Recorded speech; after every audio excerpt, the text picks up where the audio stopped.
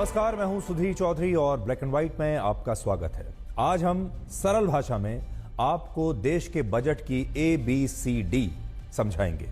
A है Andhra Pradesh, B है Bihar, C है मिडिल क्लास और D है डेवलपमेंट। इसके साथ ही आपको यह भी दिखाएंगे कि 282, 303 और 240 लोकसभा सीटों वाले बजट में क्या अंतर होता है। इस लोकसभा चुनाव में जो कुछ भी हुआ उसका प्रतिबिंब इस नए बजट में साफ दिखाई देता है।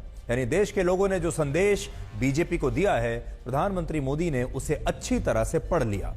इस लोकसभा चुनाव में बीजेपी को जिन मुद्दों ने सबसे ज्यादा नुकसान पहुंचाया वो थे बेरोजगारी, महंगाई और किसानों की समस्याएं। और इस बजट में सरकार ने सबसे ज्यादा ध्यान युवा और नौकरियों पर दिया है। लेकिन साथ ही इस बजट में 240 सीटों की कमजोरी और गठबंधन की मजबूरियां भी दिखाई देती हैं। लेकिन सबसे पहले आपको यह बताएंगे कि आम भाषा में भारत के आम बजट का असली ब्लैक एंड व्हाइट विश्लेषण क्या है। मोदी सरकार ने आज अपने तीसरे कार्यकाल का पहला पूर्ण बजट पेश किया है और इस बजट के कुल 5 भाग हैं और वो हैं A, B, C, D और E। इनमें A का मतलब है आंध्र प्रदेश, B का मतलब है बिहार, C का मतलब है मिडिल क्लास, D का मतलब है डेवलपमेंट यानी विकास और E का मतलब है इकोनॉमी। सबसे बड़ी बात यह है कि लोकसभा चुनाव में बीजेपी को युवा, किसान, महिला और ग्रामीण भारत के सबसे कम वोट मिले थे, जिससे बीजेपी 250 से नीचे रह गई। और इसीलिए आज के बजट में इन वर्गों का मोदी सरकार ने सबसे ज्यादा ध्यान रखा है। यानी बीजेपी ने अपना सबक ले लिया है कि उसकी इस बार जो 240 लोकसभा सीटें आई हैं उसका असर आपको इस बजट में दिखाई दे रहा है। आज वित्त मंत्री निर्मला सीतारमण ने लगातार 7वीं बार आम बजट पेश करने का एक नया रिकॉर्ड बना दिया, जिसमें उनका बजट भाषण 83 मिनट का था और उन्होंने इस आम बजट को रोजगार, प्रशिक्षण, मध्यम वर्ग और छोटे उद्योगों और व्यापारियों पर केंद्रित बताया है। लेकिन अगर हम इस बजट को एक फिल्म का नाम दें तो वो फिल्म होगी RRR। ये एक बड़ी सुपरहिट फिल्म थी, आपको भी याद होगा। इसमें पहले R का मतलब है रोटी, जिसमें सरकार ने देश के 80 करोड़ गरीबों को मुफ्त राशन देने से लेकर कई बड़ी योजनाओं का ऐलान किया है। तो सबसे पहले उसने सुनिश्चित किया है कि सबको रोटी जरूर मिले। दूसरे R का मतलब है रोजगार, जिसमें सरकार ने हर साल 20 लाख युवाओं को इंटर्नशिप प्रोग्राम से जोड़ने का लक्ष्य रखा है और उन्हें हर महीने 5,000 रुपए का वेतन देने का ऐलान किया है। तो रोटी हो गया, रोजगार हो गया। और तीसरे R का मतलब है राजनीति, क्योंकि इसमें गठबंधन की राजनीति का खास तौर पर ध्यान रखा गया है और इसमें आंध्र प्रदेश और बिहार को लेकर कई बड़े बड़े ऐलान किए गए हैं, जिन पर अब काफी राजनीति हो रही है। विपक्षी पार्टियों का कहना है कि आपने बाकी राज्यों के साथ भेदभाव किया है और सारा पैसा आंध्र प्रदेश और बिहार पर लुटा दिया, इसलिए क्योंकि चंद्रबाबू नायडू और नीतीश कुमार आज प्रधानमंत्री मोदी के सहयोगी हैं। इस 48,21,000 करोड़ रुपए के बजट में अकेले बिहार और आंध्र प्रदेश को विकास परियोजनाओं के लिए लगभग 74,000 करोड़ रुपए दिए गए हैं। इनमें बिहार को नई सड़कें और पुल बनाने के लिए कुल 26,000 करोड़ रुपए दिए जाएंगे, जिनसे बिहार में 2 नए एक्सप्रेसवे बनेंगे। बक्सर में गंगा नदी पर 2 लेन के एक पुल को बनाया जाएगा। बोध गया, वैशाली और दरभंगा को भी एक सड़क परियोजना से जोड़ा जाएगा। इसके अलावा बिहार के पीरपैंती में ही 21,400 करोड़ रुपए की लागत से 2400 मेगावाट का एक पावर प्रोजेक्ट स्थापित किया जाएगा और बाढ़ नियंत्रण के लिए भी बिहार को 11,500 करोड़ रुपए अलग से दिए जाएंगे। और यह सूची बहुत लंबी है, यहां खत्म नहीं होती। बिहार में नए एयरपोर्ट्स बनेंगे, मेडिकल कॉलेज बनेंगे, स्टेडियम्स बनेंगे। गया में विष्णु पद और महाबोधि मंदिर को काशी विश्वनाथ मंदिर की तर्ज पर विकसित किया जाएगा और अमृतसर को कोलकाता से जोड़ने वाले इंडस्ट्रियल कॉरिडोर के लिए गया को एक औद्योगिक केंद्र के रूप में विकसित किया जाएगा, जिससे आप समझ सकते हैं कि इस बजट में बिहार के लिए बहार ही बहार है। बिहार को बहुत कुछ मिला है। और इन घोषणाओं के बाद आज मुख्यमंत्री नीतीश कुमार के उस बयान की बड़ी चर्चा हो रही है, जिसमें उन्होंने 7 जून को एनडीए की बैठक में प्रधानमंत्री मोदी को अपना नेता चुनने के बाद ही ये कह दिया था कि अब बिहार के भी सारे काम आसानी से हो जाएंगे। अब बिहार आज देश बहुत आगे बढ़ेगा। अब बिहार का भी तो सब काम हो ही जाएगा, जो कुछ भी बचा हुआ है उसको ही कर देंगे। सबसे पुराना इलाका है, तो इसीलिए हम लोग तो पूरे तौर पर हर तरह से जो आप चाहिएगा उस काम के लिए हम लोग लगे रहेंगे। तो देखिए, नीतीश कुमार को पहले से ही उम्मीद थी कि अगर वो प्रधानमंत्री मोदी का समर्थन दे रहे हैं, एनडीए में शामिल हुए हैं और उनकी वजह से प्रधानमंत्री मोदी की सरकार भी बन रही है, तो फिर उन्होंने बदले में जरूर कुछ ना कुछ तो मांगा होगा। उन्होंने तो स्पेशल स्टेटस मांगा था, जो सरकार ने मना कर दिया, लेकिन जो कुछ दिया है ये भी बड़ा स्पेशल है। सो नीतीश कुमार को आज बहुत महत्व मिला है, उनकी वजह से बिहार को बहुत महत्व मिला है। अब इस बजट में मोदी सरकार ने जो दूसरा राज्य है जिसे लेकर सबसे बड़ी घोषणाएं की हैं, उसका नाम है आंध्र प्रदेश, या फिर कह लीजिए चंद्रबाबू नायडू। मुख्यमंत्री चंद्रबाबू नायडू जिस अमरावती को आंध्र प्रदेश की नई राजधानी बनाना चाहते हैं, उसके विकास के लिए मोदी सरकार ने 15,000 करोड़ रुपए दिए हैं, जबकि आंध्र प्रदेश पुनर्गठन एक्ट के तहत केंद्र सरकार ने अतिरिक्त सहायता देने का भी ऐलान किया है, जिसमें पानी, बिजली, रेलवे और सड़क जैसे इंफ्रास्ट्रक्चर के निर्माण के लिए केंद्र सरकार की तरफ से विशेष फंड आंध्र प्रदेश को दिए जाएंगे। इसके बाद आंध्र प्रदेश के पोलावरम में सिंचाई और बांध परियोजना से जुड़ा जो सबसे बड़ा प्रोजेक्ट है, उसे पूरा करने के लिए भी केंद्र सरकार से आर्थिक मदद मिलेगी और राज्य के जो इलाके विकास में पिछड़े हुए हैं, वहां भी केंद्र सरकार की ओर से अतिरिक्त वित्तीय सहायता दी जाएगी। और इससे आप समझ सकते हैं कि इस बजट को 240 लोकसभा सीटों वाला बजट क्यों कहा जा रहा है, क्योंकि इसमें आपको गठबंधन की मजबूरियां भी दिखाई देती हैं। वर्ष 2014 में जब मोदी सरकार ने 282 सीटों वाला और फिर 2019 में जब 303 लोकसभा सीटों वाला बजट पेश किया था, तब इनमें एनडीए के घटक दलों की राज्य सरकारों के लिए कोई खास ऐलान नहीं हुए थे। लेकिन इस बार मोदी सरकार ने 240 लोकसभा सीटों वाला बजट पेश किया है, जिसमें बिहार और आंध्र प्रदेश को एक स्पेशल जगह दी गई है, क्योंकि मोदी सरकार को बहुमत में रहने के लिए इन दोनों राज्यों की आवश्यकता है, जिनमें 16 सीटें टीडीपी के पास हैं आंध्र प्रदेश से और 12 सीटें जेडीयू के पास हैं बिहार से। और इन 28 सीटों के बिना मोदी सरकार के पास सिर्फ 265 सीटें ही बचती हैं, जो बहुमत के 272 के आंकड़े से भी कम है। और यही वजह है कि इस बजट को लेकर विपक्षी दल आज दो बातें कह रहे हैं। पहली शिकायत ये कि आज देश की संसद में भारत का नहीं बल्कि बिहार और आंध्र प्रदेश का बजट पेश हुआ, और दूसरी शिकायत यह कि बीजेपी ने इस बजट से साबित कर दिया कि जो उसके साथ नहीं है वो भी उनके साथ नहीं है। వెంటిలేటర్ పై నుండి ఆంధ్రప్రదేశ్ రాష్ట్ర ఆర్థిక వ్యవస్థకి ఇప్పుడు ఆక్సిజన్ ఇచ్చారు. ఇది ఆక్సిజన్ మాత్రమే, ఇది ప్రారంభం మాత్రమే. ఇక్కడి నుంచి మనం కూడా కష్టపడాలి,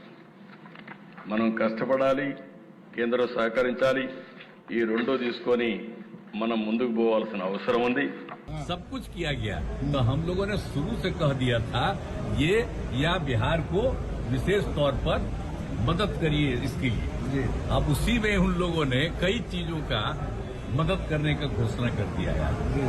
तो उससे क्या हम लोग कहना था कि भाई असल चीज है कि हम लोगों को जो हम लोग इतना काम कर रहे हैं, तो उसमें अगर केंद्र से बहुत सारे चीजों में और ज्यादा अतिरिक्त मदद मिलेगा तो फायदा होगा। ये तो हो ही रहा है।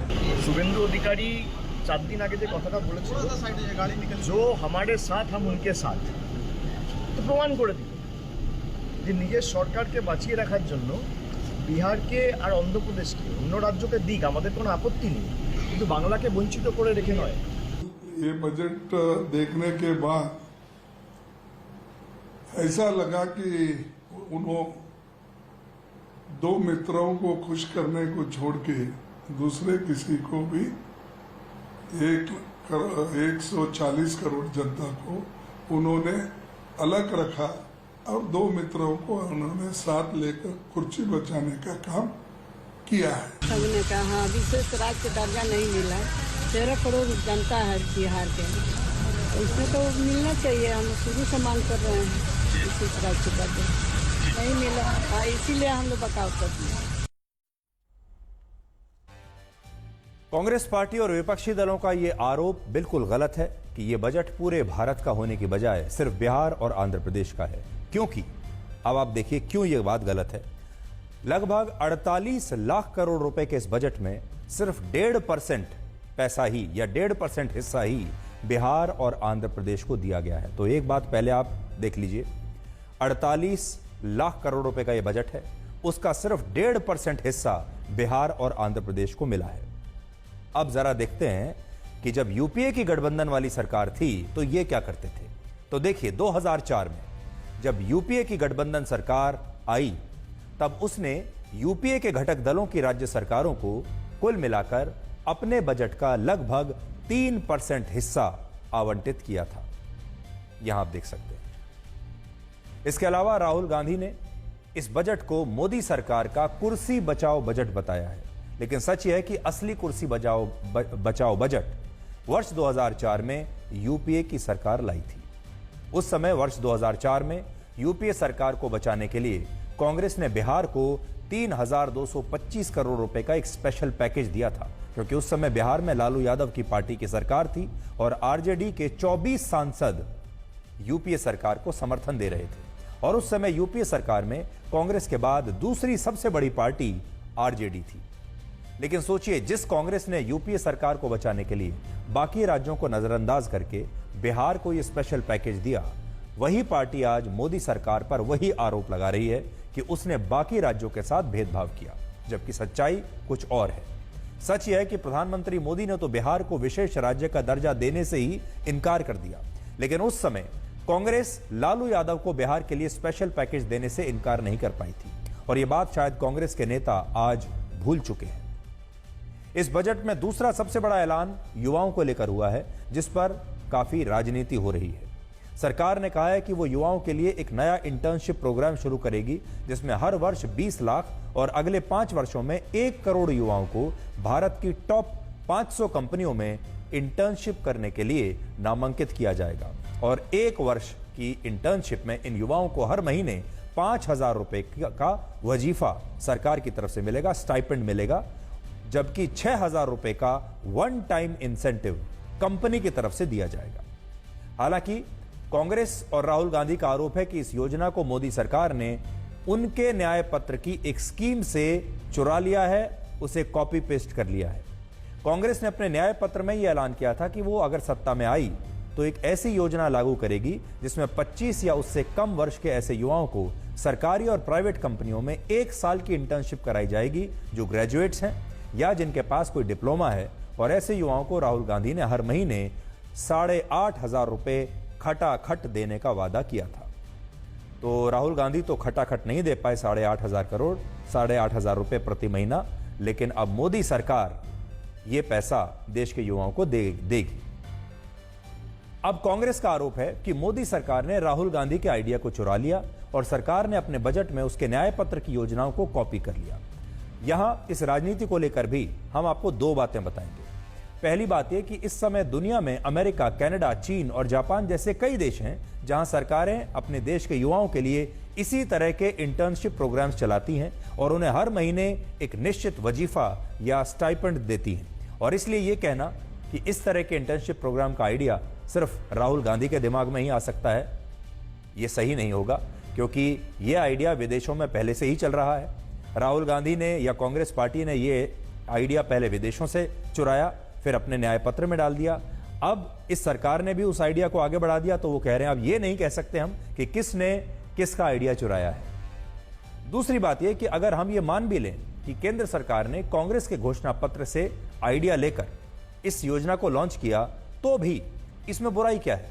अगर कांग्रेस और राहुल गांधी ने कुछ अच्छा काम किया है तो उन्हें खुश होना चाहिए कि जिस योजना को वो लागू करना चाहते थे वो योजना उनके विपक्ष में रहते हुए ही सरकार ने लागू कर दी।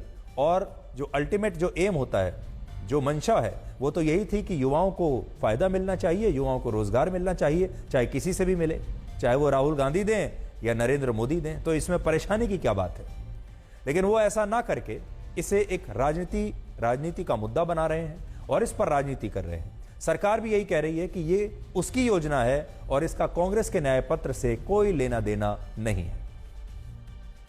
That I'm happy that the Honorable Finance Minister had an opportunity to read the Congress manifesto after the Lok Sabha 2024 elections. She has virtually adopted the ideas underlying our proposals on employment-linked incentive ELI scheme. I welcome her to borrow our ideas, and I wish she had borrowed or adopted many more ideas from the Congress manifesto. Finally किया तो हमने ना, लोगों ने आपको तो मौका नहीं दिया। आप कई सारा आपने पीढ़ी दर पीढ़ी, पीढ़ियों तक आपने कई बात को कहते रहे। आपको लोगों ने पिछले में कह रहा हूं ना, कांग्रेस पार्टी तीसरी बार फेल हुई है, इसीलिए तो नाम अभी कटा लेना चाहिए। चिदम्बरम साहब नाम कटा के और कहीं स्कूल में दाखिला करनी चाहिए। लोगों ने उनको रिजेक्ट किया है, हम लोगों के लिए काम किए हैं। तो बड़ी बात यह है कि इस लोकसभा चुनाव में जो कुछ हुआ और बीजेपी को जिस तरह 240 सीटें मिली, क्या उससे इस बार मोदी सरकार ने कुछ सीखा है? तो बड़ी बात यह है कि चुनाव में 2-3 मुद्दे थे जो मोदी सरकार के खिलाफ गए थे, जिनमें से बेरोजगारी का मुद्दा है, युवा खुश नहीं थे, महंगाई का मुद्दा था और भी कई मुद्दे थे। तो आज हम आपको यह बताएंगे कि क्या इन नतीजों से सरकार ने कोई सबक सीखा है और क्या वो सबक आपको इस बजट में दिखाई दे रहा है। तो पहला सबक तो यह है कि युवाओं को खुश रखना है, क्योंकि यही युवा आगे चलकर आपके वोटर बनेंगे और युवाओं को खुश किए बिना अब इस देश में कोई सरकार बन नहीं सकती। क्या युवा आपसे खुश हैं? तो इसलिए आज भारत के युवाओं के लिए मोदी सरकार ने एक नहीं बल्कि 7 बड़ी घोषणाएं की हैं, जिनमें पहली बड़ी घोषणा प्रोविडेंट फंड को लेकर है। तो हमारे देश के जो युवा हैं और उनके माता पिता जो हैं, परिवार के लोग हैं, वो ध्यान से सुन लें कि युवाओं के लिए क्या नया आ रहा है जिससे आपकी कुछ आमदनी बढ़ सकती है। सरकार का कहना है कि जब भी कोई युवा अपनी पहली नौकरी के बाद एम्प्लॉइज प्रोविडेंट फंड यानी ईपीएफ के लिए रजिस्टर अपने आप को करेगा या उसका रजिस्ट्रेशन होगा, तब उस युवा को सरकार की तरफ से 3 किश्तों में 15,000 रुपए दिए जाएंगे और यह लाभ उन 2 करोड़ युवाओं को मिलेगा जिनकी मासिक तनख्वाह 1 लाख या उससे कम है। दूसरा, कर्मचारियों को उनके वेतन के अलावा उनकी कंपनी की तरफ से जो प्रोविडेंट फंड मिलता है, उस पीएफ में सरकार की तरफ से सभी कंपनियों को 2 वर्षों तक 3,000 रुपए प्रति महीने तक की आर्थिक मदद दी जाएगी, जिससे ये कंपनियां नई नौकरियों की भर्ती के लिए प्रोत्साहित होंगी और इससे 50 लाख नौकरियां पैदा होंगी, जिसका सीधा फायदा देश के युवाओं को मिलेगा। तीसरा, इसमें मैन्युफैक्चरिंग सेक्टर से जुड़े फर्स्ट टाइम एम्प्लॉइज को उनके प्रोविडेंट फंड में जमा हुई राशि के आधार पर पहले 4 साल तक इंसेंटिव मिलेगा, जिससे 30 लाख युवाओं को एक्स्ट्रा फायदा होगा। चौथा, युवाओं के कौशल विकास के लिए 1000 इंडस्ट्रियल ट्रेनिंग इंस्टीट्यूट्स अपग्रेड किए जाएंगे। पांचवां, कौशल विकास के लिए हर वर्ष 25,000 युवाओं को 7.5 लाख रुपए तक का स्किल लोन दिया जाएगा। छठा, जिन युवाओं को सरकार की किसी योजना का लाभ नहीं मिलता, उन्हें भारत के शिक्षण संस्थानों में पढ़ाई करने के लिए 10 लाख रुपए तक का एजुकेशन लोन दिया जाएगा और इस लोन पर ब्याज का 3% पैसा सरकार भरेगी और इसके लिए भी ई वाउचर्स लाए जाएंगे जो हर साल 1 लाख छात्रों को मिलेंगे। और इन सभी घोषणाओं से आप समझ सकते हैं कि सरकार का पूरा जोर युवाओं को नौकरियों के लिए काबिल बनाने पर है और सरकार अब रोजगार के मुद्दे को बहुत गंभीरता से ले रही है। एक दिन पहले ही सरकार ने अपने आर्थिक सर्वेक्षण में यह बताया था कि भारत में जिन युवाओं के पास ग्रेजुएशन की डिग्री है, उनमें हर 10 में से 5 युवा रोजगार के काबिल नहीं है और इसी के कारण सरकार ने अपने बजट में युवाओं के कौशल विकास पर ज्यादा जोर दिया है और हर साल 20 लाख युवाओं को स्किल्ड बनाने का लक्ष्य रखा गया है। और यह बहुत बड़ी चुनौती है भारत की, क्योंकि भारत में बड़ी संख्या में जो युवा हैं उनके पास स्कूल की, कॉलेज की डिग्री तो है, सर्टिफिकेट तो है डिग्री का, लेकिन उनके पास स्किल नहीं है, यानी वो कोई नौकरी करने के काबिल नहीं है। और अब यही सबसे बड़ी चुनौती है। सरकार चाहती है कि इन सब युवाओं के पास कोई ना कोई हुनर होना चाहिए, कोई ना कोई स्किल होना चाहिए, जिसके आधार पर उन्हें कोई कंपनी नौकरी पर रख सके। इसके अलावा यह नई जातियों वाला बजट है, जिसमें युवा, महिला, किसान और गरीब जाति के लोगों के लिए कई बड़ी योजनाएं हैं और यह बजट ज्ञान पर आधारित है। ज्ञान का मतलब, जिसमें जी का मतलब गरीब, वाई का मतलब युवा, ए का मतलब अन्नदाता और एन का मतलब नारी। इनमें भी गरीबों के लिए सरकार ने कई बड़ी घोषणाएं की हैं। सरकार ने देश के 80 करोड़ लोगों को हर महीने 5 किलो राशन मुफ्त देने की योजना अगले 5 वर्षों के लिए बढ़ा दी है, जिस पर सरकार लगभग 2 लाख करोड़ रुपए खर्च करेगी। तो इसलिए जितने भी गरीब लोग हैं हमारे देश में, जिनकी संख्या 80 करोड़ है, उन्हें अगले 5 वर्षों तक मुफ्त अनाज मिलता रहेगा। इसके अलावा किसानों को खाद पर सब्सिडी देने के लिए 1,19,000 करोड़ रुपए खर्च होंगे।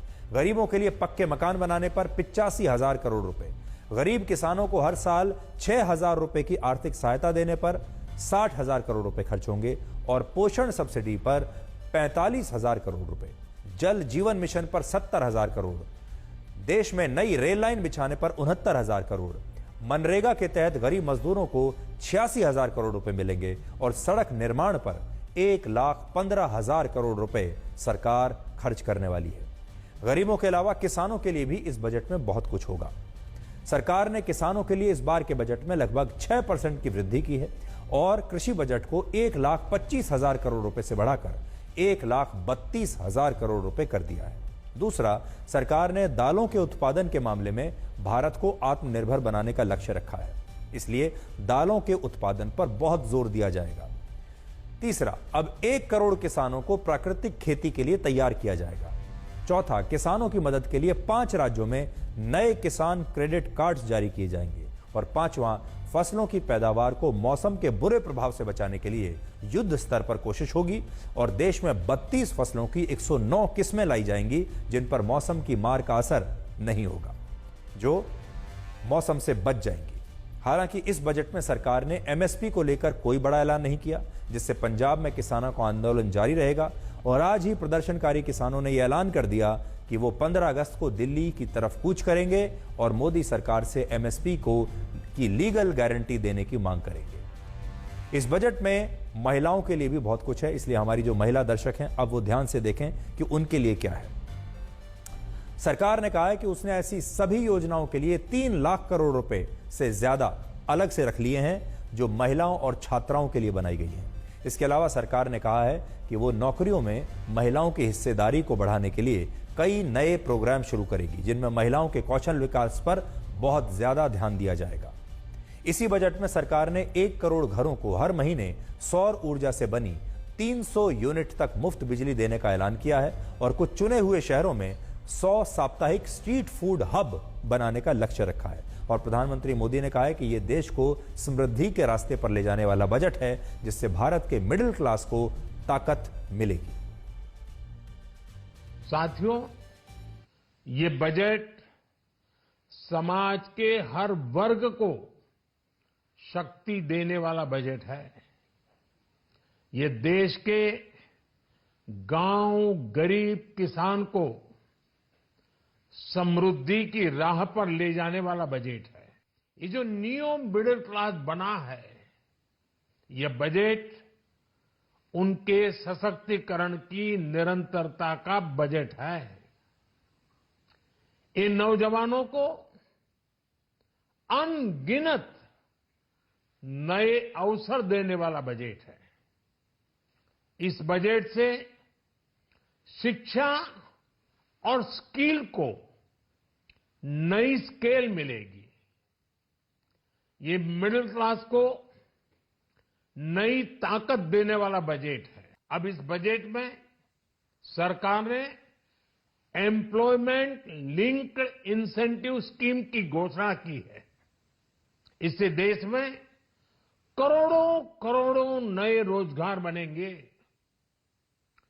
इस योजना के तहत जीवन में पहली नौकरी पाने वाले युवा की पहली तनख्वाह हमारी सरकार देगी।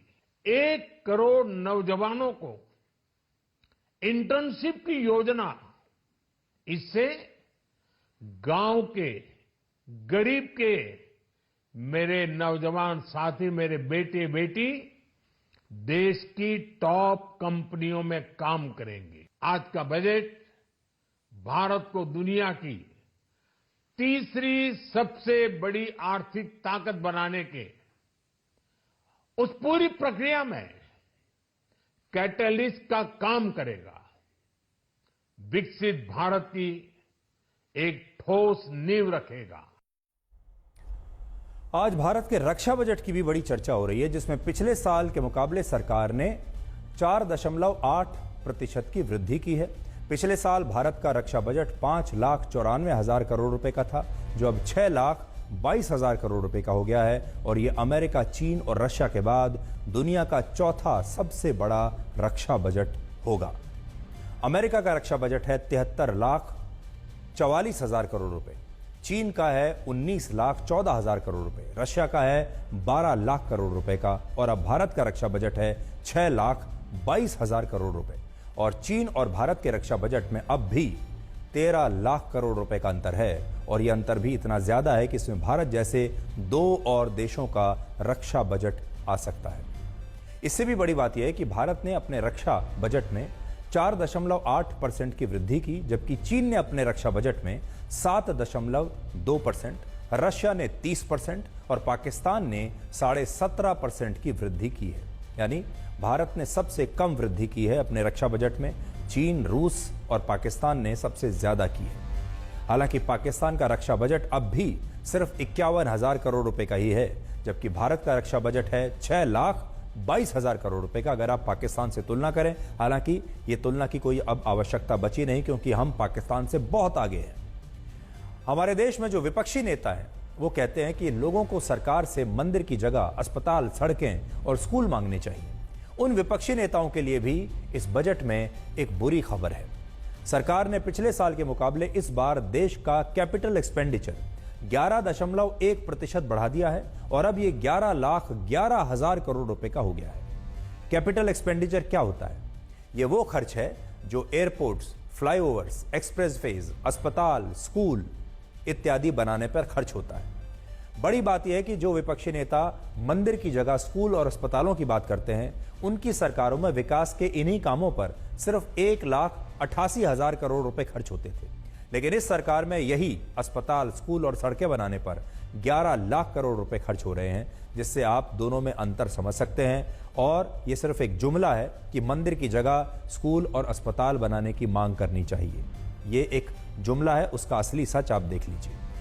सच यह है कि यूपीए की सरकार सब्सिडी देने पर ज्यादा पैसा खर्च करती थी और विकास पर कम, जबकि मोदी सरकार सब्सिडी पर कम और विकास पर ज्यादा पैसा खर्च करती है।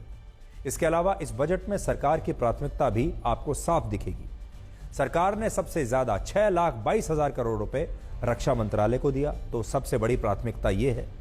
2,78,000 करोड़ रुपए सड़क और परिवहन मंत्रालय को, मतलब दूसरे नंबर पर सड़कें बनाई जाएंगी, परिवहन मंत्रालय को सड़क को इसको तवज्जो दी जाएगी, इंफ्रास्ट्रक्चर तैयार होगा, एक्सप्रेसवेज बनेंगे। तीसरे नंबर पर है रेल मंत्रालय 2,55,000 करोड़ रुपए के साथ, गृह मंत्रालय को 2,19,000 करोड़ रुपए, ग्रामीण विकास मंत्रालय को 1,80,000 करोड़ रुपए और कृषि मंत्रालय को 1,32,000 करोड़ रुपए दिए गए हैं। इससे आपको सरकार की प्राथमिकता के बारे में पता चलता है। पहले उसका सारा ध्यान देश की सुरक्षा पर है, फिर इंफ्रास्ट्रक्चर पर, फिर ग्रामीण विकास, टेक्नोलॉजी और कृषि के क्षेत्र में। और बजट में हुए इस आवंटन से यह भी पता चलता है कि प्रधानमंत्री मोदी ने लोकसभा चुनाव के नतीजों में मिले संदेश को समझा है और अब वो उसी दिशा में काम कर रहे हैं। जिन लोगों ने वोट नहीं दिया था, जो लोग बीजेपी से नाराज थे, जो लोग बीजेपी के लिए वोट देने के लिए नहीं निकले, अब उनको साधने की कोशिश हो रही है। ये देखने की कोशिश हो रही है कि भाई उनकी क्या नाराजगी है, इस नाराजगी को दूर करना चाहिए, ताकि जब अगला चुनाव होगा तो उस चुनाव में बीजेपी को इन लोगों का भी वोट मिले। इस बार जितना नुकसान ना हो, डैमेज कंट्रोल हो जाए। और अब अगले चुनाव के लिए बीजेपी 5 साल इंतजार नहीं करना चाहती। बीजेपी इस बजट के बाद ही इलेक्शन मोड में आ गई है और उसने अभी से लोगों को बजट के जरिए उन तक पहुंचने की कोशिश शुरू कर दी है। এই budget total anti people and anti poor. এই বাজেট হচ্ছে গরিবের বাজেট নয়, জনগণের বাজেট নয়, জনসাধারণের বাজেট নয়। একমাত্র একটা পার্টি নিজেকে খুশি করার জন্য শুধু তাদের স্বার্থে বাজেট করেছে। It's a political bias budget. जो बातें आंकड़ों के हिसाब से बड़ी बड़ी कही जाती हैं, जो इनके प्रोजेक्ट चल रहे होंगे वो प्रोजेक्ट कोई समय पर पूरा नहीं हुआ है इनका। अब मान लीजिए सरकार बचानी है तो अच्छी बात है कि बिहार को, आंध्र प्रदेश को कुछ विशेष पैकेज या विशेष योजनाओं से जोड़ा गया है। किसान की फसल की पैदावार, उसकी कीमत के लिए क्या कोई इंतजाम है? बेरोजगारी इन्होंने बढ़ाई है। 10 साल में जो इतनी बेरोजगारी बढ़ गई उसको कैसे कम करें, और वो भी आधी अधूरी नौकरी से। देखिए, बजट तो पहले एक राज्य के लिए बनाया जाता था, गुजरात, अब और 2 राज्य उसमें जुड़ गए हैं। कौन से 2 राज्य सर? और सरकार बचाने के लिए प्रधानमंत्री को ये करना जरूरी है। कुर्सी बचाने के लिए बजट बनता है, देश के लिए नहीं बनता है, ये हमने पहली बार देखा है। विशेष राज्य और विशेष पैकेज के बीच में या नहीं, दोनों चाहिए। और रूटीन एलोकेशन, भगवान के लिए आप लोग कम से कम रूटीन एलोकेशन को सौगात मत बताइए। उनकी खुशी, उसकी स्पेशल पैकेज अगर वो बोल रहे हैं मिल गया, मैं चाहूंगा वो साथ सार्वजनिक रूप से बैठे और इसको समझें। सड़क का एलोकेशन विशेष पैकेज नहीं होता है। अगर इतनी समझ नहीं है ना, सार्वजनिक जीवन छोड़ दें। अब आप ये देखिए कि मोदी सरकार ने इनकम टैक्स को लेकर बड़े बदलाव क्या किए हैं, और आज हम आपको ये भी बताएंगे कि हमारे देश में असली अल्पसंख्यक इस देश के इनकम टैक्स देने वाले हैं। इस देश के टैक्स पेयर्स जो हैं वो हैं असली अल्पसंख्यक। आपने अभी तक अल्पसंख्यकों का एक अलग परिभाषा उनकी सुनी होगी, अलग डेफिनेशन सुनी होगी जो उनके धर्म के आधार पर है। लेकिन सबसे बड़े अल्पसंख्यक हैं हमारे देश में वो लोग जो इनकम टैक्स देते हैं, और जिनकी आबादी पूरे देश में है सिर्फ 1.6%। इस बात को ध्यान से सुनिएगा, सिर्फ 1.5% लोग हमारे देश में ऐसे हैं जो इनकम टैक्स देते हैं। मैं भरने वालों की बात नहीं कर रहा, जो इनकम टैक्स देते हैं, सिर्फ 1.5%। और ये हमारे देश के असली अल्पसंख्यक हैं, जिनकी संख्या बहुत ही कम है। और ये वो लोग हैं जिन्हें अपनी आमदनी पर टैक्स देने के बाद भी सरकारों से ज्यादा कुछ बदले में मिलता नहीं है। और इसलिए आज हम इन 1.5% अल्पसंख्यक टैक्स पेयर्स की बात आपके साथ करना चाहते हैं। लेकिन उससे पहले आपको यह बताते हैं कि सरकार ने इनकम टैक्स को लेकर इस बार बड़े बदलाव क्या किए हैं मिडिल क्लास के लिए। हमारे देश में इनकम टैक्स को लेकर 2 प्रणाली या 2 रिजीम चल रहे हैं, जिनमें पुरानी प्रणाली को ओल्ड टैक्स रिजीम कहते हैं और नई को न्यू टैक्स रिजीम कहते हैं। सरकार ने लोगों को यह विकल्प दिया है कि वो इन दोनों में से किसी भी प्रणाली के तहत अपनी आय पर सरकार को टैक्स दे सकते हैं। और क्योंकि केंद्र सरकार चाहती है कि देश में लोग न्यू टैक्स रिजीम को ज्यादा अपनाएं, इसलिए उसने आज इस नए टैक्स रिजीम के टैक्स स्लैब्स और स्टैंडर्ड डिडक्शन में बदलाव किया है। इसे और आकर्षक बनाया है ताकि लोग इसकी तरफ आकर्षित हों। सरकार ने स्टैंडर्ड डिडक्शन को 50,000 रुपए से बढ़ाकर 75,000 रुपए कर दिया है और टैक्स स्लैब में भी कई बड़े बदलाव किए हैं। जैसे पहले 3 से 6 लाख रुपए की आय पर 5% टैक्स लगता था, लेकिन आज से 3 से 7 लाख रुपए की आय पर 5% टैक्स आपको देना पड़ेगा। इसी तरह पहले 6 से 9 लाख रुपए वार्षिक की आय पर 10% टैक्स लगता था, लेकिन अब 7 से 10 लाख रुपए की आय पर आपको 10% टैक्स देना होगा। पहले 9 से 12 लाख रुपए की आय पर 15% टैक्स था, अब 10 से 12 लाख रुपए की आय पर यह टैक्स लगेगा। जबकि पहले 12 से 15 लाख की आय पर 20% और 15 लाख से ज्यादा की आय पर 30% टैक्स लगता था, जिसमें आज सरकार ने कोई बदलाव नहीं किया है। लेकिन सरकार ने न्यू टैक्स रिजीम में 3 से 12 लाख रुपए की आय के टैक्स स्लैब को अब बदल दिया है। और क्या आप जानना चाहेंगे कि इस बदलाव से देश के टैक्स पेयर्स को कितना बड़ा फायदा होने वाला है? तो फायदा जरा गिन लीजिए। अगर किसी व्यक्ति की सालाना आय 8 लाख रुपए है तो उसे आज के फैसले से हर महीने 650 रुपए का फायदा होगा, पूरे 650 रुपए। अगर किसी व्यक्ति की सालाना आय 10 लाख रुपए है तो उसे हर महीने अब 867 रुपए का फायदा होगा।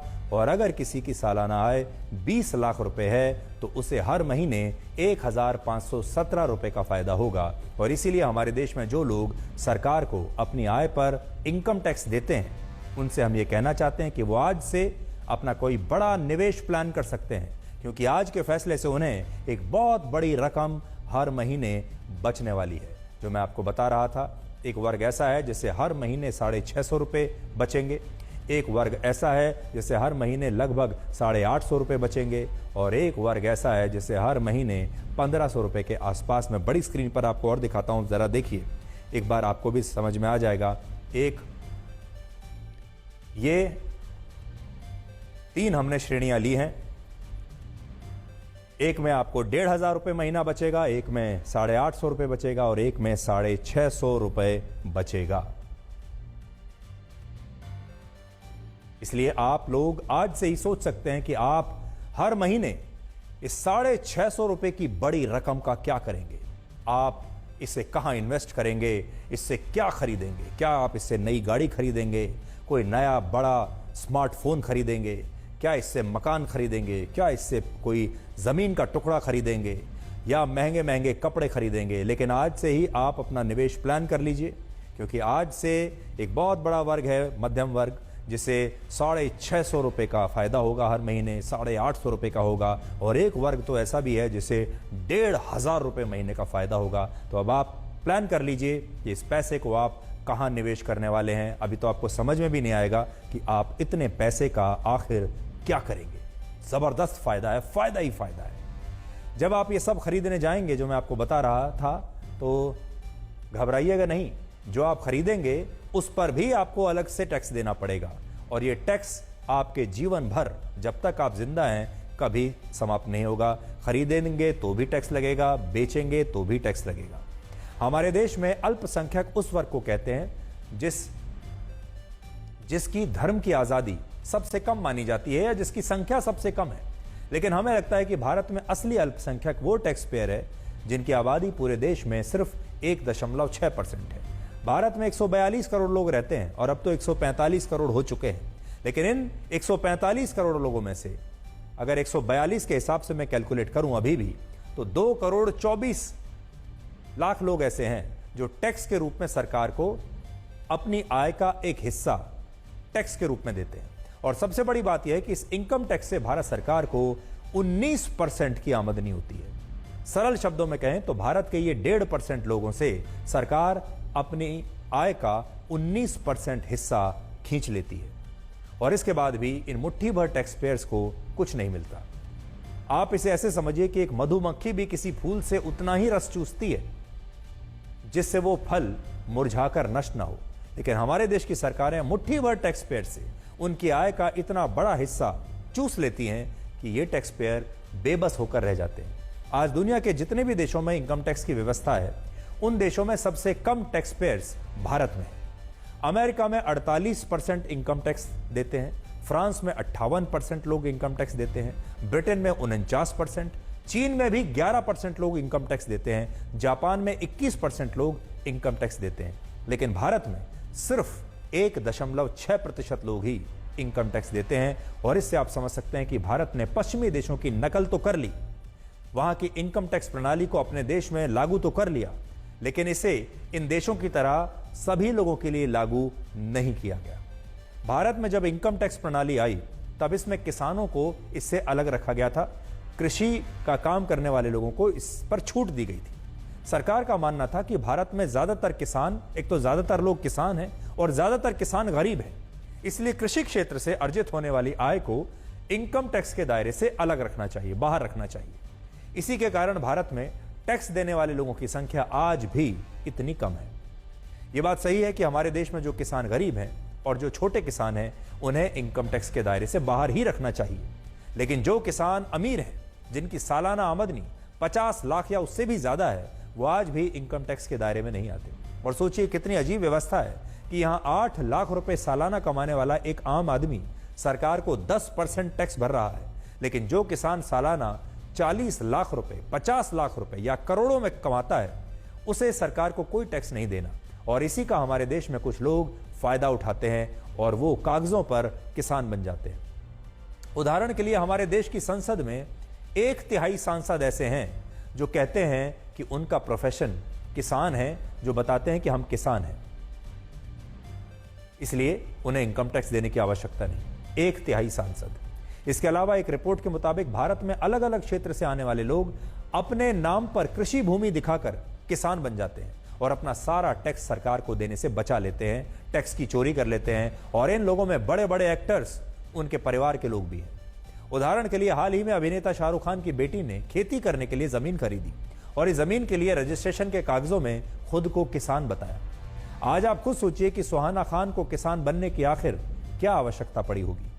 सच्चाई यह है कि हमारे देश में बहुत सारे लोग खुद को कागजों पर किसान दिखाकर अपना इनकम टैक्स बचाते हैं और यह बड़े स्तर पर होता है, सब इसके बारे में जानते हैं। और क्योंकि हमारे देश में लगभग 50% आबादी कृषि क्षेत्र से जुड़ी है, इसलिए टैक्स पेयर्स की आबादी भारत में सिर्फ 1.5% रह गई है। और इन 1.5% टैक्स पेयर्स को टैक्स देने के बाद सरकार से क्या मिलता है? शायद कुछ नहीं। हमारे देश की सरकारें इन टैक्स पेयर्स को साफ पानी और साफ हवा तक नहीं दे पाती, बिजली नहीं दे पाती 24 घंटे। जब ये लोग साफ पानी के लिए बाजार में वाटर प्यूरिफायर और आरओ खरीदते हैं और साफ हवा लाने के लिए अपने घर में एयर प्यूरिफायर खरीदने के लिए जाते हैं और बिजली के लिए इन्वर्टर खरीदकर अपने घर में रखते हैं, तो सरकार इन पर भी लग्जरी टैक्स लगा देती है, इन्हें लग्जरी आइटम मानती है और 18% इन टैक्स पेयर से दोबारा वसूल लेती है, क्योंकि ये लग्जरी आइटम है। अब आप सोचिए, एक व्यक्ति जो सारे टैक्स भरता है, इनकम टैक्स देता है, लेकिन सरकार उसे साफ हवा नहीं दे पाती, प्रदूषण चारों तरफ प्रदूषित हवा दे रही है। और जब वो इससे बचने के लिए खुद का इंतजाम करता है और इस तरह का वाटर एयर प्यूरिफायर अपने घर के लिए खरीदता है, उस पर 18% जीएसटी है, क्योंकि सरकार इसे भी लग्जरी आइटम मानती है।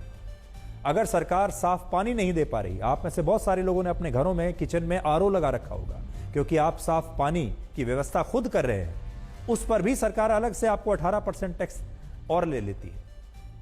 और अगर सरकार आपको 24 घंटे बिजली नहीं दे पा रही और आप उससे भी बचने के लिए इन्वर्टर लेने जाते हैं, उस पर भी 18% टैक्स है। जबकि अगर आप टैक्स पेयर हैं तो सरकार का इतना कर्तव्य तो बनता ही है कि कम से कम आपको साफ पानी पिला दे, साफ हवा दे दे और 24 घंटे आपके घर में बिजली भी आ जाए। लेकिन आप समझ लीजिए कि इन तमाम चीज़ों पर भी सरकारों को 18% जीएसटी हमारे देश के टैक्स पेयर दे रहे हैं। और इससे आप समझ सकते हैं कि हमारे देश में इनकम टैक्स की व्यवस्था कुछ लोगों के लिए अन्याय से कम नहीं है। हमारे देश के टैक्स पेयर्स पहले अपने इनकम पर टैक्स देते हैं, फिर जब वो बाजार से कोई उत्पाद खरीदते हैं तो फिर अलग से सरकार को टैक्स देते हैं, उस पर शिक्षा पर टैक्स देते हैं, दवाइयों पर टैक्स देते हैं, खाने पीने के सामान पर। जब लोग मर जाते हैं तब कफन खरीदने से लेकर लकड़ियों पर भी टैक्स देते हैं।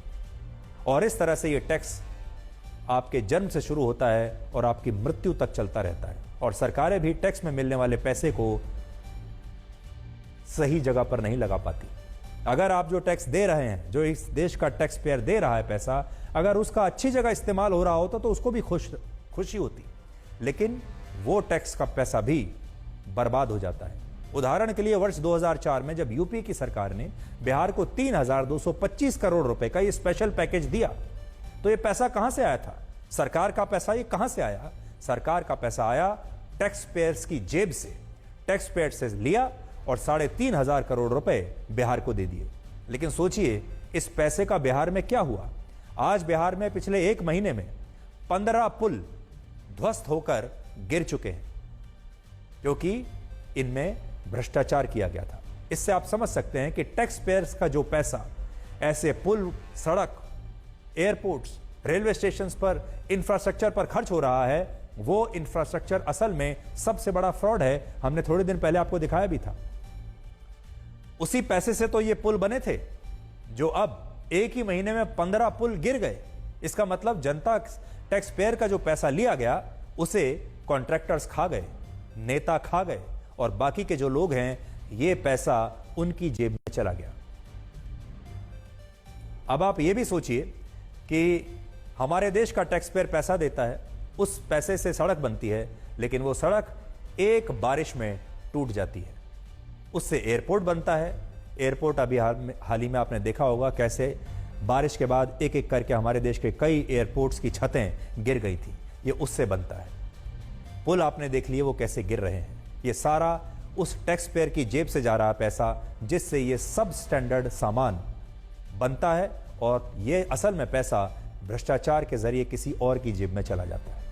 तो एक बहुत बड़ा विषय है जो आज हम देश के सामने रख रहे हैं। इंफ्रास्ट्रक्चर जो बनता है देश के लोगों के पैसे से बनता है, कम से कम उसे तो मजबूत बनाइए। कम से कम ऐसा इंफ्रास्ट्रक्चर तो बनाइए जो कम से कम 10, 20, 25, 50 साल तो चले। ऐसा कैसे हो सकता है कि वो इंफ्रास्ट्रक्चर एक साल में एक बारिश को भी बर्दाश्त नहीं कर पाता। और पैसा सरकारें हर महीने हर साल बिना नागा हमारे देश के लोगों से लेती चली जाती हैं, एक बार भी डिस्काउंट नहीं करती। अब आपको बताते हैं कि आज के बजट में क्या सस्ता हुआ है और क्या महंगा, जल्दी से जान लीजिए।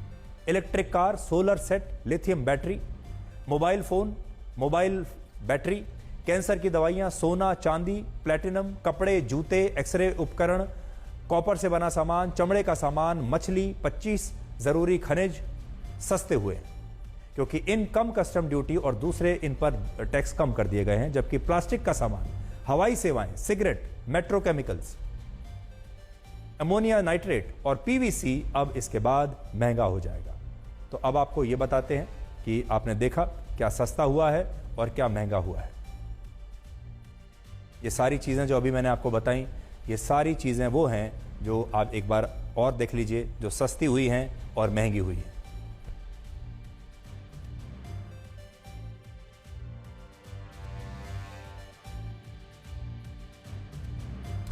तो हमने सरल शब्दों में आपको आज के बजट के बारे में सब कुछ बताने की कोशिश की और अब इस बजट का आपके जीवन पर असर धीरे धीरे होना शुरू हो जाएगा।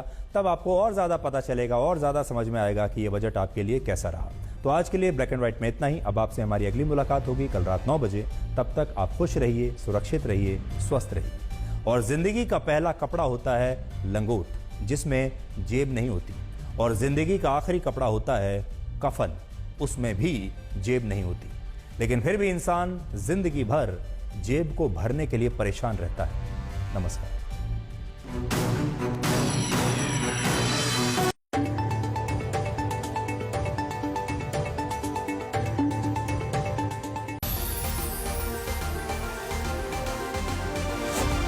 क्लियर टैक्स पे टैक्स फाइलिंग है next level ease, next level breeze. ClearTax, इधर नहीं तो किधर। क्लियर टैक्स पे टैक्स फाइलिंग है next level ease, next level breeze. ClearTax, इधर नहीं तो किधर। विक्रम, आ तो गए, जाओगे कैसे? बड़े आराम से। देखिए ये देश उन्नति। हेलो, मैं आ रहा हूँ और हाँ, भगा कर ले जाऊंगा। सिक्योरिटी! प्रिया! भाग गई, पकड़ो उसको! हेलो! बोला था ना, भगा कर ले जाऊंगा। विक्रम! एक हिंट तो देते। हिंट? बड़े आराम से। देश और दुनिया की ताजा खबर पाइए अपने फोन पर, कभी भी कहीं भी। जुड़िए आज तक के व्हाट्सएप चैनल से और रहिए हर दम अपडेट। जुड़ने के लिए QR कोड स्कैन करें। Just came around to say hello. One, I'm so fly. You took a nosedive. Careful when you play on my level. For you it's so. Hey, hello. Motorola Razr 50 Ultra. Flip the script. Hello, Moto. Madhuri ji, और क्या नहीं ताजा? नहीं ताजा, Sujata appliances ने world class chimney और cook top launch किए हैं। सुजाता नाम से क्या फर्क पड़ता है? Autograph please. Babli, Tony, Pinky, Dolly, पर आप तो माधु। रिपोर्टर जी, नाम में ही तो सब कुछ रखा है। सुजाता, नाम में भरोसा है, नाम में क्वालिटी है, नाम में सालों की मेहनत है और नाम में ही प्यार है। Sujata cook top and chimneys. Sujata, home appliances के एक्सपर्ट। विक्रम, आ तो गए, जाओगे कैसे? बड़े आराम से। देखिए ये देश उन्नति। हेलो, मैं आ रहा हूँ और हाँ, भगा कर ले जाऊंगा। सिक्योरिटी! प्रिया! भाग गई, पकड़ो उसको! हेलो! बोला था ना, भगा कर ले जाऊंगा। विक्रम! एक हिंट तो देते। हिंट? बड़े आराम से। Where the software engineer meets the gifted content writer, meets the cool UI UX designer, meets the talented photographer to create the big dream. The world comes together at Sharda University. So where are you?